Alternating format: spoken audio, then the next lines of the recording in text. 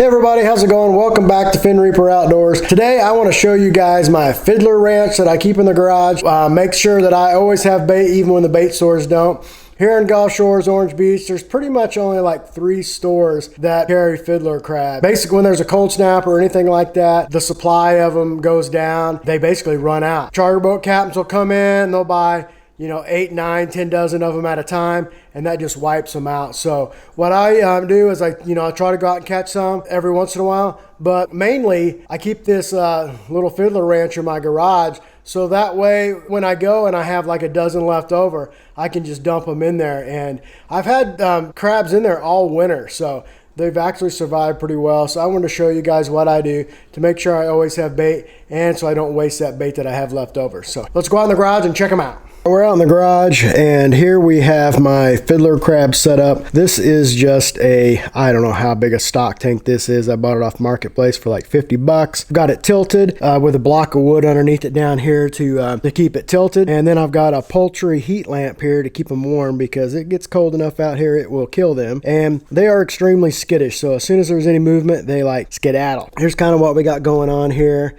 You'll see the fish food that if you can see that, I don't know, it's a multicolored dots there probably. That is basically the fish food that they eat, which is just normal goldfish food that I do kind of keep this covered somewhat, just to kind of keep the heat in, because it gets cold out here. They have to have water. They have to go in and clean their gills, supposedly. I need to add a little bit more in here. This heat lamp really sucks the moisture out of there. As far as what kind of water that I use, I'll use some bay water every once in a while, but it evaporates off so much. I figure if I keep putting bay water in there, at some point there's just going to be a whole bunch of salt. Most of the time I just use some rainwater. As far as what the mud I have in there, it's just kind of like some mud sand mixture that I got where I dug them up at. I'll dig some, or I'll go catch some, but mainly what I do is when the bait stores got them, I'll buy them. If I buy 3 dozen and I go out fishing and I use 2 dozen, well then I can throw the leftovers in here. So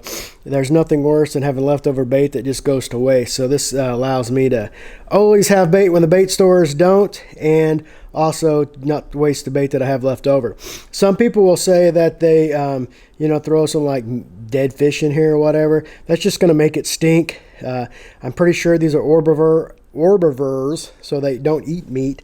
They just eat vegetation and all that kind of stuff. So I have this little my kid's suction thing here. Every once in a while I'll put some water in, and then I'll just suck it out.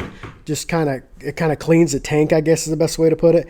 And then every once in a while I have a flowering water can, and I will use that just to kind of rinse the mud, and then also just kind of make sure it's staying moist enough for them. So all right folks, well there you have it. Pretty easy way to make sure you always have bait. It doesn't really take up much space in the garage, doesn't really smell or anything, as long as you're kind of taking care of it a little bit, and keeps you basically wasting all that bait and losing money.